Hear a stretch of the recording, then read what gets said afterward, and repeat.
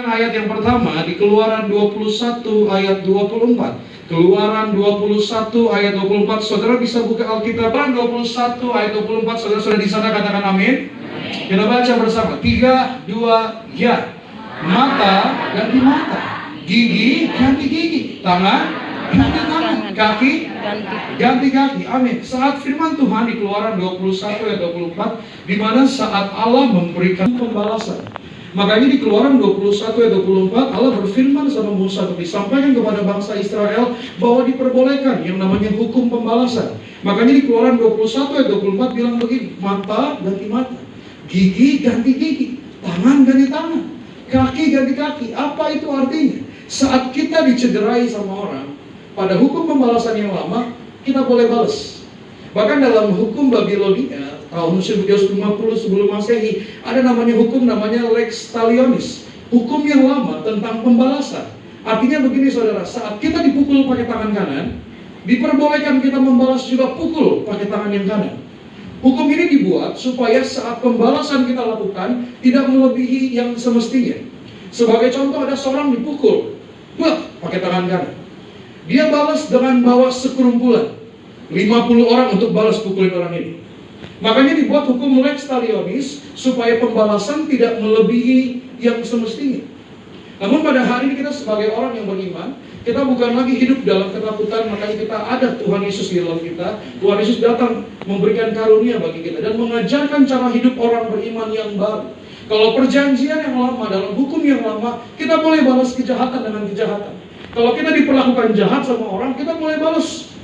Makanya banyak pepatah orang-orang hari ini bilang begini, kalau dia baik sama saya bisa jauh lebih baik teman. Tapi kalau dia jahat sama saya bisa lebih jahat. Iya betul. Benar ya? Tapi bukan itu yang Tuhan mau sampaikan buat kita. Kita sebagai orang yang hidup dalam iman, kita bukan begitu cara mempraktekkan. Kalau hukum yang lama bilang boleh dibalas asal jangan kelewatan, boleh dibalas asal jangan berkelebihan, boleh dibalas tapi sesuai dengan batasannya. Namun Tuhan Yesus memberikan ajaran yang baru sama kita. Kalau dunia mengajar kejahatan dibalas dengan kejahatan, perbuatan dibalas dengan perbuatan. Namun Tuhan memberikan kabar baik bagi setiap kita. Peraturan hukum yang baru. Kita akan belajar sama-sama 3 hal bagaimana cara kita hidup beriman di dalam Tuhan. Saudara siap diberkati? Kasih tepuk tangan bagi nama Tuhan. Kita lihat dulu saudara di Matius 5 ayat 38 dan 39. Matius 5 ayat 38 dan 39 ini dimana saat Tuhan Yesus sedang khotbah di bukit dan dia menyampaikan bagaimana cara hidup orang yang beriman, saudara. Matius 5 ayat 38 39. Kita baca bersama-sama. 3, 2, ya. Kamu telah mendengar firman mata ganti mata dan gigi ganti gigi. Ayat 39. Tetapi aku berkata kepadamu, janganlah kamu melawan orang yang berbuat jahat kepadamu, melainkan siapa yang menampar pipi kananmu, berilah juga kepadanya pipi kirimu. Saat Tuhan Yesus mengajar, Tuhan Yesus bilang begini, firman Allah itu bilang mata ganti mata, gigi ganti gigi. Namun Tuhan memberikan pengajaran yang baru. Apa itu? Kata firman Tuhan begini, Tuhan Yesus bilang, janganlah kamu melawan orang yang berbuat jahat kepadamu, melainkan siapapun yang menampar pipi kananmu, berilah juga kepadanya pipi kirimu. Saat hukum yang lama mengajarkan keadilan, di mana kejahatan boleh dibalas dengan kejahatan. Kalau ada orang jahat sama saudara, saudara boleh balas. Namun Tuhan Yesus datang ke dunia, Tuhan Yesus bilang begini, tetapi aku berkata sama kamu, janganlah kamu melawan orang yang berbuat jahat kepadamu, melainkan siapapun yang menampar pipi kananmu, berilah juga kepadanya pipi kirimu. Dalam sejarah, dalam tradisi orang Yahudi selalu memakai tangan kanannya untuk memberkati, tangan kirinya untuk melakukan hal-hal yang lain, termasuk untuk menghukum. Makanya hari-hari ini seringkali kalau saya ketemu anak kecil, shalom, saya bilang saya mau kasih salam, dia pakai tangan kiri. Kata orang tuanya, jangan pakai tangan kiri, pakai tangan yang bagus. Tangan kanan itu tradisi orang Yahudi. Namun tradisi orang Yahudi, makanya firman Tuhan bilang kalau ada orang yang menampar pipi kananmu, artinya ditampar pakai tangan kiri. Kiri ya, gini. Gitu ya. Nah. Tapi Tuhan ngajarin kalau kita ditampar pakai tangan kiri di pipi kanan kita, berilah juga pipi kiri supaya dipukul pakai tangan kanan. Apa tangan kanan fungsinya? Untuk memberkati. Sesungguhnya saat kita membalas kejahatan dengan kebaikan, sesungguhnya saudara lain sedang diberkati. Amin. Saya hari Jumat lalu, saudara, saya sedang baru pulang kantor, saya parkir mobil, saya masuk, tiba-tiba ada orang, anak muda telepon saya kenal orang ini. Dia telepon saya, pas saya angkat, dia teriak-teriak. Dia salah. Ternyata dia sedang berantem sama pacarnya. Dia berantem sama pacarnya malam-malam. Satu telepon saya, dua orang ngomong gitu, saudara ya. Ini kak, dia salah, cowok saya salah. Yang saya bilang, cewek saya salah. Teriak-teriakan. Saya bilang, kenapa ini? Saya bilang, tenang. Saya bilang, jangan ambil keputusan kalau lagi marah. Jangan sumpah serapah, jangan ngomong kalau lagi marah. Makanya kita mencatat, jadilah tenang supaya kau dapat berdoa. Makanya jangan pernah ambil keputusan kalau kita lagi marah. Jangan pernah ngomong sembarangan kalau kita lagi marah. Apa yang harus dilakukan kalau kita lagi marah? Diam. Saya bilang, tenang dulu. Jangan pada ribut, jangan teriak-teriak. Saya bilang. Terus saya bilang, tenangin diri dulu. Setelah tenang, telepon saya. Setelah tenang, kita baru ngobrol. Karena kalau lagi teriak-teriakan begini, saya ngomong juga gak akan didengar. Saya bilang, udah singkat-singkat saya matiin. Pokoknya kalian tenang ya. Udah, jangan pada teriak-teriakan. Diam dulu. Berdoa kalau bisa. Saya bilang, diam. Ntar setengah jam, 1 jam, kalau udah tenang, telepon saya. Kita ngobrol. Suatu ketika saya pulang jam 8, dia baru chat saya lagi jam 10. Ternyata ceweknya chat saya, kirim foto bahwa dia tangannya digigit sama pacarnya. Dia kirim foto lagi, tangan kanannya dicakar sama pacarnya.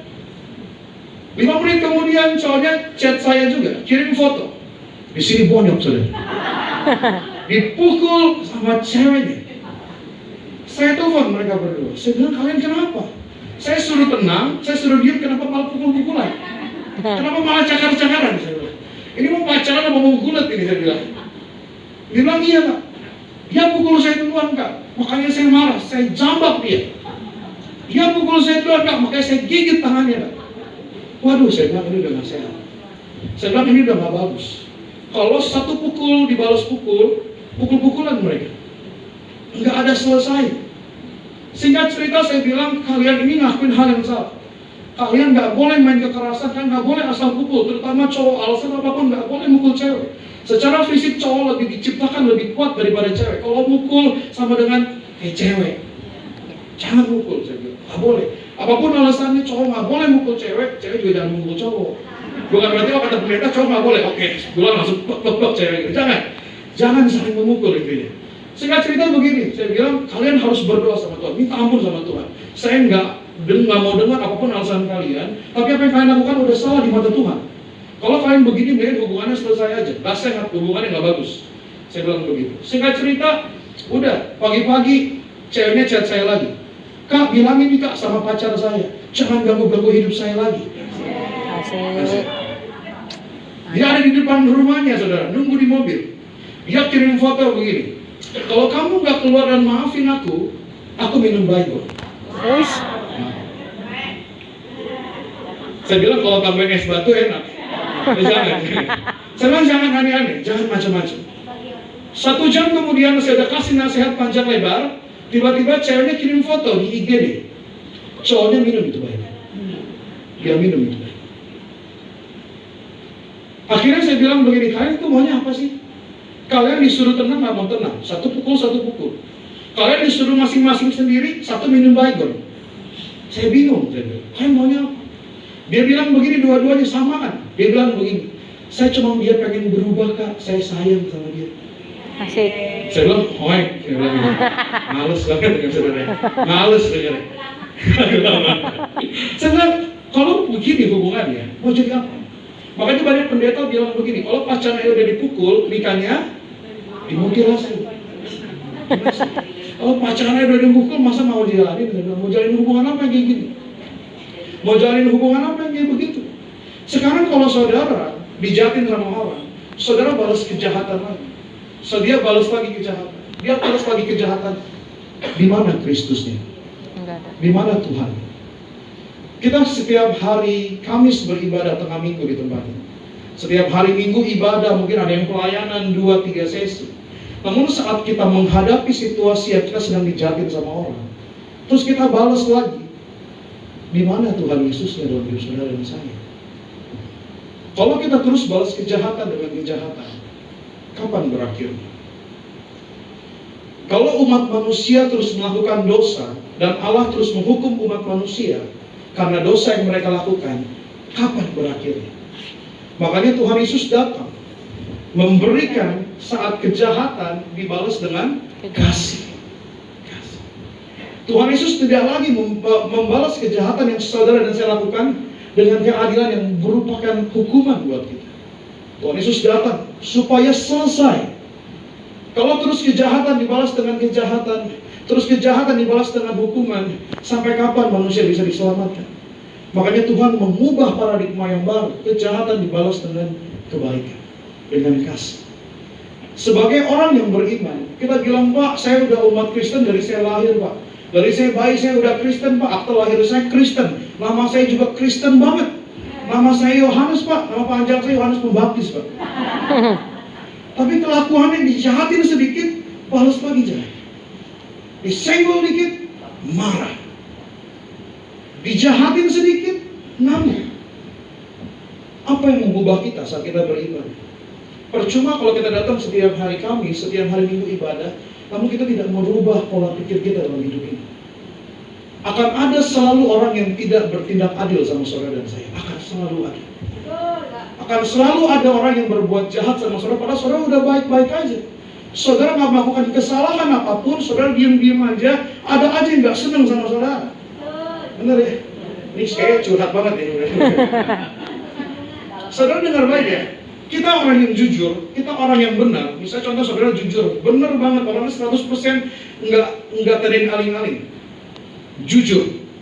Dengar baik ya, orang jujur nggak disengin sama orang lain. Saudara jujur di kantor, saudara nggak disengin dulu di kantor. Saudara orang jujur di pelayanan, saudara nggak disengin dulu sama orang. Kalau kita tunggu orang baik dulu baru kita baik, kapan kita berbuat kebaikan? Betul. Makanya Tuhan ngajar berubah. Kamu telah mendengar firman Allah, mata ganti mata, gigi ganti gigi. Namun aku berkata kepadamu, janganlah kamu melawan orang yang berbuat jahat kepadamu. Melainkan siapapun yang menampar pipi kananmu, berilah juga kepadanya pipi kiri. Sesungguhnya saat engkau sedang membalas kejahatan dengan kasih di dalam Tuhan, sesungguhnya engkau yang sedang diberkati. Amin. Sesungguhnya engkau yang sedang diubahkan sama Tuhan. Amin. Mungkin kelihatannya, Pak, orang saya nggak salah kok, Pak. Orang saya nggak berbuat salah kok, Pak. Kenapa saya harus ngalah, Pak? Kenapa saya harus nggak berani, Pak? Saudara dengar baik ya, saudara ya. Pembelaan datangnya daripada Tuhan. Amin. Saya pernah ngadepin situasi kondisi di mana kita jujur 100%. Orang nggak suka sama kita, orang fitnah kita. Dulu waktu saya masih choir, saya suka dengar mendiam membalas sidang, selalu berdoa, kita tolak fitnah atas hidup pribadi. Kita tolak fitnah atas keluarga, atas gereja. Lalu saya berpikir, emang kalau saya gereja emang ada yang mau fitnah saya? Emang saya siapa nanti difitnah-fitnah orang? Tapi sering berjalan waktu, makin hari makin dewasa, kita nggak pernah ngomong aja bisa ada tuh perkataan. Tahu gak sih, kata si Glenn ya, dia tuh nggak suka banget sama si ini. Dalam hati saya ngomong sama dia nggak pernah. Bisa ada tuh perkataan kayak gitu. Suatu ketika saya pernah difitnah sama seseorang dalam sebuah kondisi keadaan. Saya punya bukti, saya bisa serang balik. Kalau saya serang balik, saya akan keluar sebagai pemenang dan saya akan senang. Saya akan lega, karena saya nggak salah, nama baik saya dipertaruhkan. Saya berdoa sama Tuhan, Tuhan saya punya buktinya lengkap. Saya punya buktinya cukup banget untuk bisa putar balikin fakta ini. Karena apa yang dia buat itu bohong, 100% bohong. Saya berdoa sama Tuhan, Tuhan besok hari saya akan ngadep, saya akan tunjukin semua bukti-buktinya. Saya bilang, Tuhan kasih saya kekuatan untuk saya bisa melangkah besok, saya bisa ngomong besok. Tiba-tiba Tuhan dengan lembut Tuhan ingetin saya bilang begini, saudara. Kalau kamu sibuk bela diri kamu, tugas saya apa? Asik. Saya diam sama Tuhan. Tuh, minta ampun tuh. Minta ampun. Akhirnya saya diam. Orang mau ngatain saya, orang mau lihat saya sebagai orang yang bersalah, orang yang melakukan kesalahan sendiri. Tuhan janji sama saya, kalau saya nggak sibuk bela diri saya, biar Tuhan yang sibuk bela diri saya. Amin. Sesungguhnya saudara, saat saudara melepaskan sama Tuhan, Tuhan yang berperkara. Tapi kalau semua perkaranya saudara yang pegang, saudara lagi yang berperkara, bukan Tuhan. Saya mau tanya sama saudara, lebih baik saudara yang berperkara atau Tuhan yang berperkara? Tuhan. Kalau saudara benar, nggak usah takut. Pepatah dunia aja bilang, berani karena benar, takut karena salah. Kalau kita berani, kalau kita benar di mata Tuhan, jangan takut, berani. Punya iman sama Tuhan, Tuhan pasti tolong saudara. Amin. Tapi kalau saudara salah, jangan so berani. Seringkali gitu ya. Ada orang yang udah salah, so berani loh. Kalau udah salah, diam, minta ampun sama Tuhan, minta maaf sama Tuhan. Tapi kalau kita benar, nggak usah cari pembelaan, nggak usah banyak ngomong, nggak usah cari banyak klarifikasi, jangan usah. Diam aja, diam aja. Karena saat saudara menyerahkan diri saudara sama Tuhan, sesungguhnya saudara diberkati sama Tuhan. Bagaimana cara hidup orang beriman? Balaslah kejahatan, jangan dengan kejahatan lagi. Balaslah kejahatan dengan kasih. Agar sesungguhnya saat saudara sedang memberikan itu, bukan saudara yang kalah, namun saudara yang menang. Bukan saudara yang sedang diinjak-injak sebenarnya, namun saudara yang sedang dimuliakan sama Tuhan. Saudara diperlakukan gak adil, saudara diperlakukan gak baik, jangan dibalas. Jangan dibalas. Memang kita tahu pembalasan datangnya daripada Tuhan, namun jangan mengharapkan pembalasan tersebut kepada orang itu. Jangan bilang, oh kata Pak Glenn, pembalasan datangnya dari Tuhan, berarti kalau dia jahat sama saya, Tuhan nanti kasih petir sama dia. Jangan juga, jangan. Biar itu menjadi bagian Tuhan. Makanya seringkali kita yang ibadah, kita yang orang Kristen, kita yang pelayanan, kita suka marah sama Tuhan, bilang begini, Tuhan, saya jujur loh, saya hidupnya baik, kenapa dia hidupnya jahat, kenapa dia masih diberkatin Tuhan? Itu biar menjadi urusannya Tuhan. Itu jadi urusannya Tuhan. Urusannya saudara adalah jaga hatimu dengan segala kewaspadaan. Amin. Jangan buka celah. Yang penting saudara jangan berlaku jahat, saudara jangan balas kejahatan dengan kejahatan. Saat saudara sedang diperlakukan tidak adil, jangan balas dengan ketidakadilan. Saat saudara sedang diperlakukan tidak adil, balaslah dengan kebenaran kasih Kristus. Lepaskan menjadi bagian Tuhan. Karena saat saudara mau ambil alih bagian Tuhan, akan hancur berantakan. Tapi kalau saudara serahkan sama Tuhan, Tuhan akan buat saudara menang hari. Kita kasih tepuk tangan bagi nama Tuhan. Yang pertama, bagaimana cara hidup orang yang beriman? Yang pertama adalah kejahatan dibalas dengan kasih Kristus. Ayat 40 sampai dengan 42. Matius 5 ayat 40 sampai dengan 42. Bagaimana yang kedua cara hidup orang yang beriman? Kita baca bersama-sama saudara ya. Matius 5 ayat 40 sampai 42. Sudah di sana, katakan amin. Amin. Kita baca bersama. 3, 2, ya. Dan kepada orang yang hendak mengadukan engkau karena mengingini bajumu, serahkanlah juga jubamu. Ayat 41. Dan siapapun yang memaksa engkau berjalan sejauh 1 mil, berjalanlah bersama dia sejauh 2 mil. Ayat 42. Berilah kepada orang yang meminta kepadamu, dan janganlah menolak orang yang mau meminjam dari padamu. Di ayat 40 kita lihat lagi, ayat 40. Di ayat 40 Tuhan Yesus juga bilang begini, dan kepada orang yang hendak mengadukan engkau karena mengingini bajumu, serahkanlah juga jubamu. Kalau dalam tradisi orang Yahudi itu mereka pakai baju berlapis-lapis. Sebagai contoh begini saudara. Jadi kalau kata baju itu dalam bahasa aslinya adalah undershirt, kaos dalam. Kayak saya sekarang, saya pakai kaos dalam, saya pakai kemeja, saya pakai jas. Alkitab mencatat kalau ada seseorang yang hendak mengadukan engkau karena mengingini pakaian dalammu, kaos dalammu, berikanlah juga yang terbaik, jasmu. Tuhan ngajarin bukan hanya sekedar kasih yang seharusnya, tapi kasih yang lebih daripada seharusnya. Bagaimana cara hidup orang beriman? Yang kedua adalah berani memberi lebih. Makanya di ayat 41 bilang begini, Tuhan ngajarin begini. Dan siapapun yang memaksa engkau berjalan sejauh 1 mil, berjalanlah bersama dia sejauh 2 mil. Dalam tradisi hukum Romawi, mereka tuh bisa suruh orang sipil, warga sipil, untuk bawa barang belanjaan mereka sejauh 1 mil. Orang sipil nggak boleh tolak, harus mau.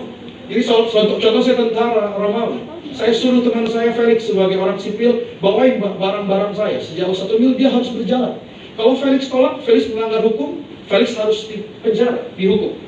Tuhan Yesus ngajarin begini, saat ada seseorang yang memaksa engkau berjalan sejauh 1 mil, berjalanlah bersama dia sejauh 2 mil. Tuhan nggak ngajarin hanya berlaku cukup. Tuhan mau ngajarin saudara dan saya berlaku lebih. Saya ingat banget saudara, saya dulu pelayan itu tahun 2009 saudara ya, sebagai choir yang teriak-teriak dan nyanyi-nyanyi di bawah sini. Dulu saya melayani 2009, saya di Kelapa Gading, di daerah Mall of Indonesia. Pada waktu itu cabangnya baru buka, baru jadi cabangnya. Saya dulu melayani, saya sering datang lebih pagi daripada teman-teman saya yang lain. Saat saya datang, saya suka lihat koordinator saya suka buka jas pagi-pagi. Dia gulung ke mejanya, dia rapihin kursi, dia rapihin perjamuan kudus. Karena kenapa? Karena pengerjanya belum banyak. Sedangkan cabangnya besar sekali, 2.500 kursinya. Pada waktu itu pengerjanya nggak banyak, dia nggak banyak ngomong, dia nggak minta tolong sama siapapun. Dia lakuin apa yang bisa dia lakukan. Saat itu, saya masih sangat amat muda di tahun 2009. Saya setiap minggu setelah itu saya datang jam 6.30. Saya susunin kursi, saya susunin perjamuan kudus. Saya nggak pernah ajak teman-teman saya yang lain, saya nggak pernah bilang-bilang sama teman-teman saya yang lain. Kalau saya datang jam 6.30 untuk ngelakuin hal yang bukan menjadi bagian dan tanggung jawab saya. Tanggung jawab saya adalah saya pakai jubah, ibadah mulai, saya berdiri di sini, saya angkat tangan, saya teriak, saya nyanyi. Tugas saya bukan ngurusin kursi, bukan ngurusin perjamuan kudus. Tapi pada waktu itu saya tahu betul, kita melayani adalah panggilan Tuhan yang ajaib. Sekian banyak orang di luar sana, Tuhan pilih saudara dan saya boleh ada di tempat ini. Sekian banyak orang ada di sana nggak kenal Kristus, saudara kenal Kristus hari ini. Saya tahu pelayanan saya berharga. Saya nggak pernah ngomong-ngomong sama orang. Saya nggak tahu kenapa saya pengen ngelakuin itu. Cuma saya sadar, saya punya tenaga yang lebih banyak, saya punya waktu yang lebih banyak. Saya lakukan. Saya lakukan. Singkat cerita, saya melayani Tuhan terus-menerus. Saya melakukan selalu harus pengen yang terbaik. Karena saya pernah diberkatin sama teman saya, bagaimana cara kita bisa rajin untuk pelayanan? Anggaplah ini pelayanan terakhir minggu hari ini, supaya kita kasih yang terbaik sama Tuhan. Saya kasih yang terbaik, saya komitmen. Sampai hari ini saya jadi hamba Tuhan, saya komitmen, saya nggak mau datang terlambat. Mau ibadah tengah minggu, ibadah Sabtu, ibadah Minggu, saya nggak mau terlambat. Saya nggak ngelakuin ini bukan hanya saat saya jadi WL, jadi pendeta aja. Dari zaman WL, saudara bisa cek kalau saudara banyak waktu. Saudara bisa cek saya sebagai WL, saya nggak pernah terlambat satu kali pun. Saya nggak pernah izin satu kali pun. Bahkan ditarik belakang lagi. Dari zaman sebelum saya jadi WL, saya jadi choir, saya nggak pernah terlambat sekalipun. Saya nggak pernah izin sekalipun. Apa yang saya lakukan, saya nggak cari perkenanan manusia. Yang saya lakukan hanya saya tahu, saya dikasih Tuhan tuh banget. Jadi saya pengen kasih Tuhan yang banget. Sampai kapanpun apa yang saya kasih sama Tuhan nggak bisa membalas kebaikan Tuhan. Tapi apa yang saya bisa lakukan, saya bisa lakukan yang terbaik buat nama Tuhan. Sampai akhirnya manusia nggak melihat, tapi dengar baik. Apa yang kau lakukan di belakang mata manusia, Tuhan melihat engkau. Apa yang engkau lakukan di belakang orang yang nggak tahu apa yang kau lakukan. Saudara nggak cari perkenanan manusia, saudara cari perkenanan dengan Tuhan. Tuhan lihat hati saudara. Amin. Apa yang mau saya sampaikan? Jadilah orang Kristen yang beriman, yang berani bayar lebih, berani bayar harga. Kalau kita jadi orang Kristen yang cuma mau jadi mediocre doang, tengah-tengah doang, saudara nanti jangan marah sama Tuhan kalau dikasihnya yang tengah-tengah doang. Saudara jangan mengharapkan lebih kalau saudara nggak mau berlaku lebih.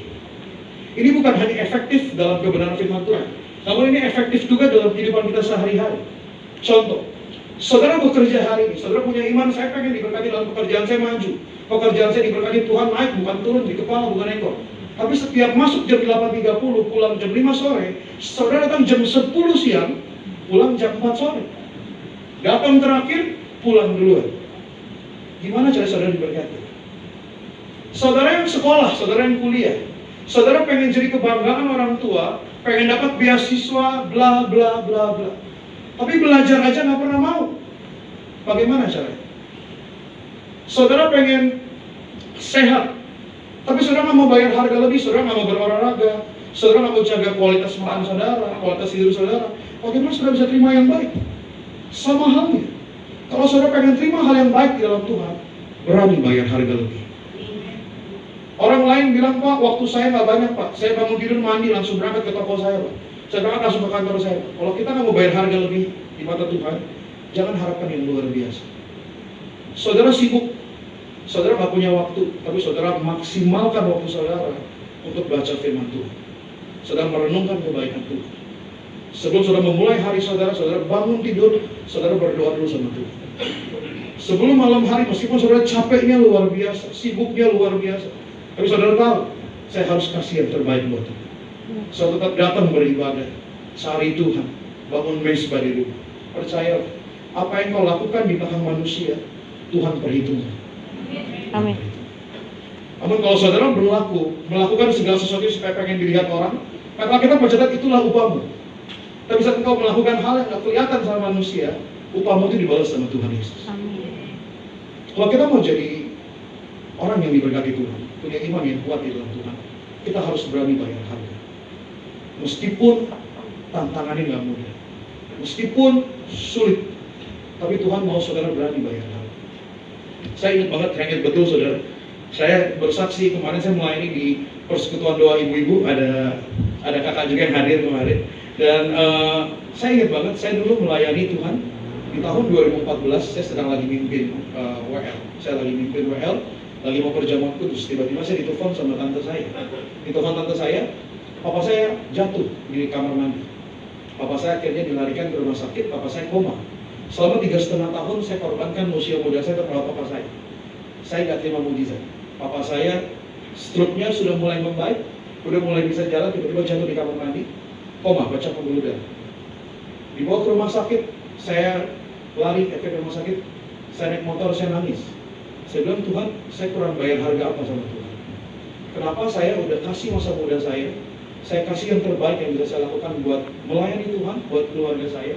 Kenapa Tuhan harus panggil papa saya dengan cara seperti ini? Saat saya sedang melayani Tuhan ini. Saat saya sedang nggak lagi standby jagain papa saya. Singkat cerita, akhirnya saya ketemu papa saya kondisinya udah nggak sadar, dan papa saya masih ada nafasnya. Saya tunggu, papa saya jatuh jam 8 pagi, dari rumah sakit jam 10 pagi, jam 5 sore kami sekeluarga baru kumpul, saya dan keluarga saya. Kita perjamuan kudus, kita berdoa bareng, kita minta mujizat sama Tuhan. Selama 3,5 tahun saya nggak pernah lihat apa yang saya doakan. Saya berdoa dengan keras sama Tuhan, Tuhan tolong kali ini, tolong saya kali ini. Jangan palingkan mukanya Tuhan dari saya kali ini. Tuhan jawab dengan keajaiban. Tuhan panggil bapak saya di hari itu. Saat saya berpikir, kenapa ya Tuhan?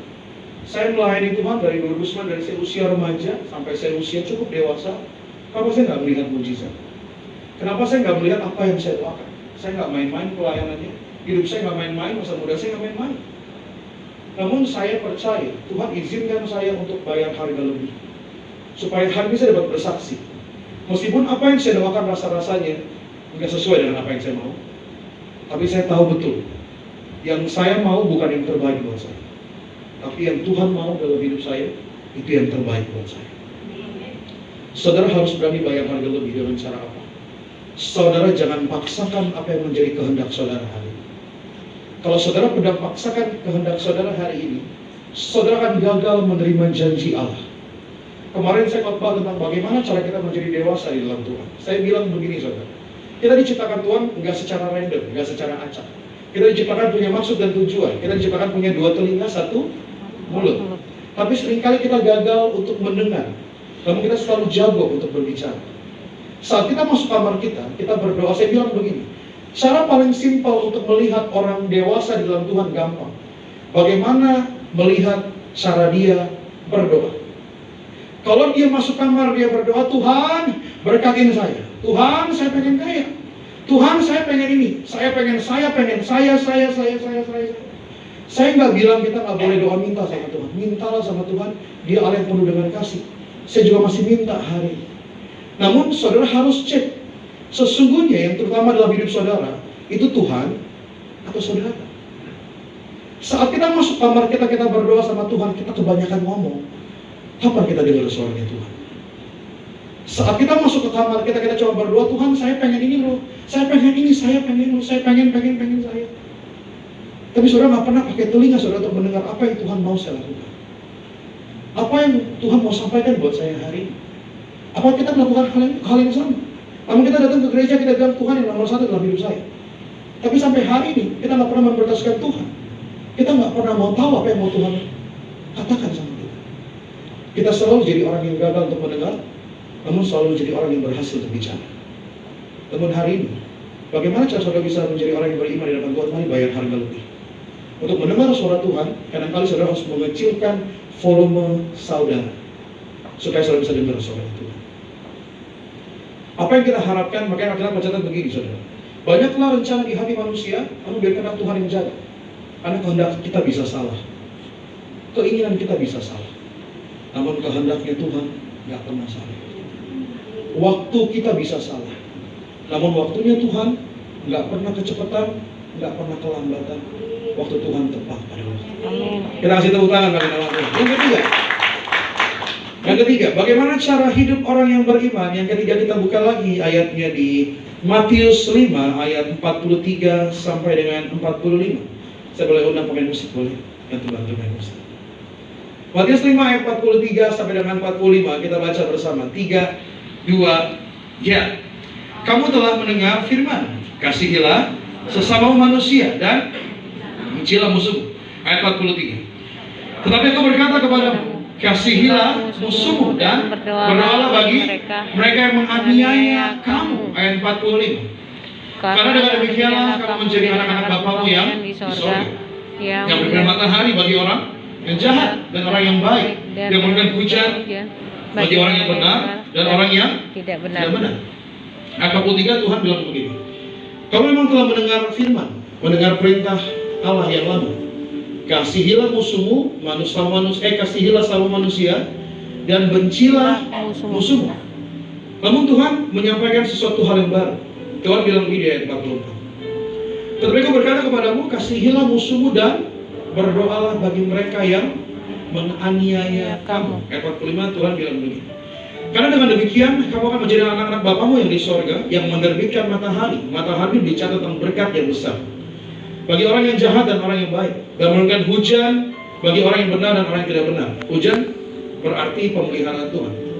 Saat hukum yang lama bilang begini, kasihilah sesamamu dan bencilah musuhmu. Tuhan Yesus bilang begini, aku berkata kepadamu, kasihilah musuhmu dan berdoalah bagi mereka. Berdoanya bukan begini, Tuhan, saya dijahatin sama dia, besok serempet dia pakai beca dong Tuhan. Bukan dia. Makanya Tuhan bilang agar matahari menyinari dia, hujan juga menyinari dia. Matahari berbicara tentang berkat yang besar, hujan berbicara tentang pemeliharaannya Tuhan. Bisa gak kita berdoa sama Tuhan kepada orang yang jahat sama kita? Tuhan, saya dijahatin sama dia, saya doa dia diberkati sama keluarga. Saya doa Tuhan pelihara hidupnya. Saya doa Tuhan jaga dia. Pertanyaannya, susah atau gampang? Tapi Tuhan ngajarin dan didikin kita. Tuhan memberikan pengajaran yang baik. Jangan hanya baik sama orang yang baik sama saudara, namun berbuatlah baik kepada setiap orang. Makanya Tuhan datang ke dunia, tujuannya apa sih? Untuk mengasihi saudara dan saya. Level tertinggi dari mengasihi adalah pengampunan. Makanya, bagaimana cara hidup orang beriman? Berikanlah pengampunan. Tuhan ingetin setiap kita, jangan hanya baik sama orang yang baik. Sebagai ayat yang terakhir, di Matius 5 ayat 46, 47. Ayat yang terakhir saudara.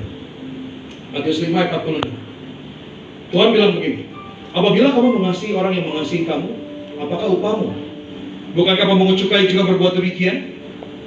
Ayat 47. Dan apabila kamu hanya memberi salam kepada saudara-saudaramu saja, apakah lebihnya daripada perbuatan orang lain? Bukankah orang yang tidak mengenal Allah pun berbuat demikian? Apa bedanya saudara dengan orang yang tidak kenal Tuhan? Kalau saudara hanya baik sama orang yang baik, saudara hanya mengasihi orang yang mengasihi saudara.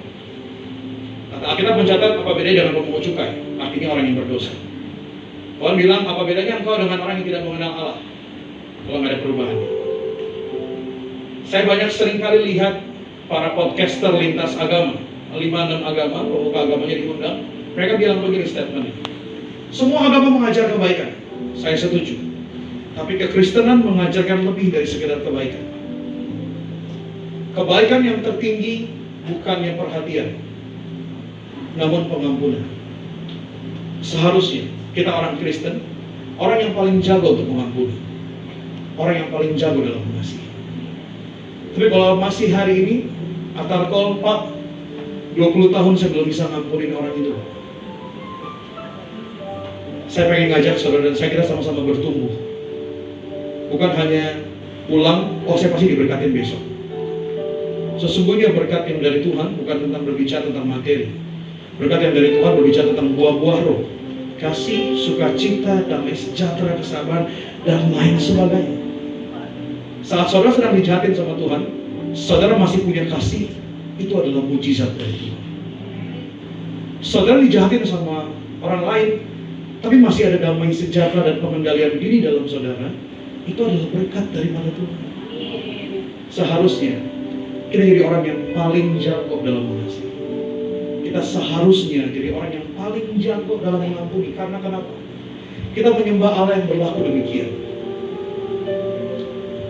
Tuhan Allah yang adil, namun Dia Bapa yang baik. Dia adil. Dengar baik saudara ya, bukan berarti orang jahat terus berbuat kejahatan. Ya, firman Tuhan bilang begini, jangan sesat, Allah nggak mau dipermainkan. Tetap apa yang Dia tabur Dia tuai. Tapi bagian saudara jaga iman saudara. Jangan pernah mengharapkan yang buruk terjadi sama orang lain. Jangan, lupakan. Dia mau jahat, it's okay. Saya sering bilang sama teman-teman saya begini, orang yang udah dewasa, gampang. Cara lihatnya seberapa sering dia ngomong, ya udahlah. Kalau kita dijahatin, ya udahlah. Kamu difitnah di kata-kata itu, ya udahlah. Sesungguhnya saudara bukan sedang cuek, tapi saudara tahu siapa yang bela hidup saudara. Amin. Tuhan. Tuhan yang bela. Jangan takut, jangan tawar hati, jaga hati kita. Kalau diri kita nggak bisa mengubah seisi dunia, minimal dari diri kita dapat mengubah diri kita. Jangan fokus sama apa yang di luar dulu, fokus sama apa yang di dalam dulu. Jangan sibuk menilai apa yang di luar dulu, sibuk menilai diri kita dulu. Jangan pusingin orang yang di luar, pusingin diri kita dulu. Apakah hidup saya sudah berkenan di hadapan Allah? Apakah saya sudah mengalami pertobatan yang sesungguhnya? Metanoia yang sesungguhnya? Atau saya cuma perubahan mood aja sementara? Saat saya datang ke gereja saya senang. Oh ada janji, saya akan diberkati Tuhan. Senang. Terus saat diberkatin, kecewa sama Tuhan. Saya pengen ngajar saudara, kita sama-sama jadi orang yang bertumbuh, dewasa dalam Tuhan. Kalau mau khotbah disenangin gampang, saya khotbah tentang berkat aja, orang pasti senang. Tapi saya pengen ngajar lebih daripada itu. Saya pengen tanggung jawab.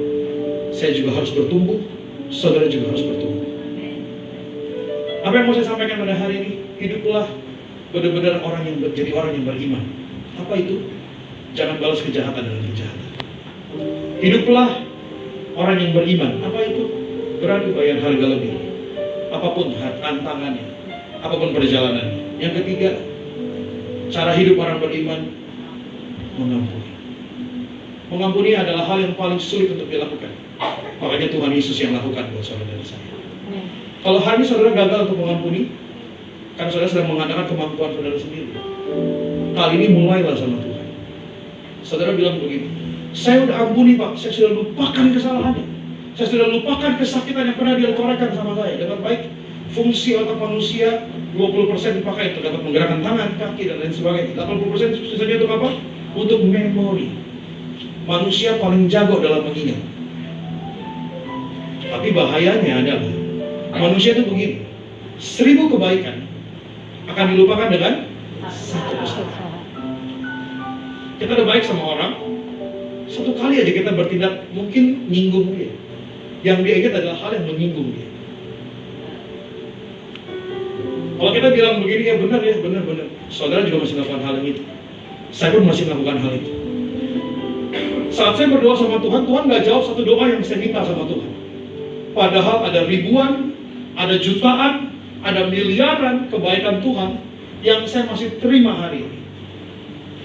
Tapi saya kecewa sama Tuhan dengan satu hal yang saya nggak dijawab sama Tuhan. Saya nggak punya alasan untuk kecewa sama Tuhan. Karena miliaran kebaikan itu. Saya pernah mendampingi seseorang yang harus hidup dengan tabung oksigen. Di rumah sakit saya berjaga 2 kali 24 jam. Saya takut orang itu dipanggil Tuhan di malam. Betapa mahalnya sebuah oksigen, betapa mahalnya biaya rumah sakit. Saat masuk rumah sakit dirawat, bukan cuma keluarganya yang deg-degan, sejauh deg-degan dengan biayanya. Demikian. Tapi kadang kita suka lupa. Kita bisa nafas itu dengan baik sampai hari ini. Bangun tidur gratis nafasnya. Kita masih bisa berjalan gratis. Tapi kita suka lupa kebaikan Tuhan. Yang kita suka ingat cuma satu hal yang Tuhan gak jawab. Padahal Tuhan gak jawab bukan karena tidak mengasihi saudara. Tuhan tidak jawab karena menghindari saudara dari jawaban doa yang salah. Kalau semua hal dikasih buat saudara, gak semuanya kebaikan buat saudara. Ada seorang anak kecil bilang begini, saya mau kado Natal saya sepeda motor. Namun seorang anak kecil ini doanya dia baru umur 7 tahun. Kalau dia dikasih sepeda motor, itu kebaikan buat dia atau mencelakakan dia? Mencelakakan. Apa yang dipandangkan anak kecil itu, dikasih motor sama dengan berkat. Tidak dikasih motor sama dengan Tuhan jahat. Kita masih melakukan hal itu. Kita berdoa Tuhan gak jawab. Padahal kita gak tahu itu baik atau apa bagi dia. Dia Alfa dan Omega. Dia awal dan kemudian. Dia tahu apa yang awal, dia tahu apa yang akhir. Masa saudara gak percaya sama orang yang ada di akhir? Kalau Tuhan gak jawab doa saudara, artinya Tuhan punya jawaban yang lebih baik. Amin. Kalau Tuhan gak kasih itu buat saudara, Tuhan punya jalan yang jauh lebih baik. Amin.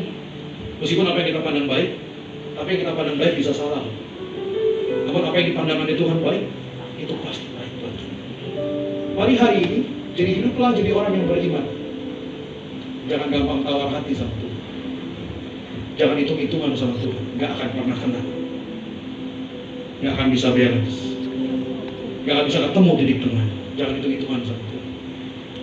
Kalau Tuhan izinkan saudara untuk diproses sama Tuhan, Paulus ngajar, anggaplah sebagai suatu kebahagiaan. Kalau kita sedang diizinkan Tuhan ngelakuin sebuah tantangan proses kehidupan, itu akan menguatkan saudara di hari yang akan datang. Rancangan Tuhan bukan rancangan kecelakaan. Rancangan Tuhan adalah rancangan damai sejahtera masa depan yang penuh dengan harapan. Jangan takut, jangan khawatir, jangan tawar hati sama Tuhan. Jangan gampang kecewa sama Tuhan. Biar hari ini jadi orang yang beriman sungguh-sungguh sama Tuhan. Biar hidup kita bukan lagi tentang kita, tapi hidup kita tentang Tuhan Yesus. Biar Tuhan yang terutama dalam hidup kita, Tuhan yang paling utama dalam hidup kita. Selamat malam, Tuhan Yesus. Kita sama-sama belajar memahami bagaimana cara hidup orang yang beriman. Saudara dan saya diciptakan dalam Kejadian 1 ayat 27 serupa dan segambar dengan Allah. Tujuan hidup kita diciptakan serupa segambar sama Tuhan. Maka pada hari ini kita belajar bagaimana bukan hanya percaya sama Tuhan, namun hidup seperti apa yang Tuhan ajarkan. Tuhan ngajarin sama kita, bukan kejahatan dibalas dengan kejahatan, balas kejahatan dengan kasih Kristus. Tuhan ngajarin saudara untuk berani bayar harga lebih. Saat saudara diizinkan Tuhan mengambil segala tantangan, persoalan, percaya Tuhan punya maksud dan tujuan yang baik buat saudara. Tuhan gak mau nyelakain saudara kok. Tuhan gak mau jahat sama saudara. Tuhan gak bisa jahat sama saudara. Tuhan mau saudara juga jago dalam mengampuni, seperti yang Tuhan lakukan dalam hidup saudara. Tuhan datang ke dunia untuk memberikan footprint-nya sama saudara, agar saudara melihat apa yang Tuhan lakukan. Tuhan memberikan pengampunan. Tuhan mengajarkan dalam doa Bapa kami, ampunilah orang lain agar kau juga diampuni.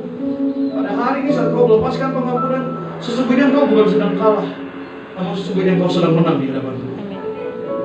Saat engkau sedang tidak membalas kejahatan dengan kejahatan, bukan engkau yang kalah hari ini, sesungguhnya engkau yang dimenangkan sama Tuhan.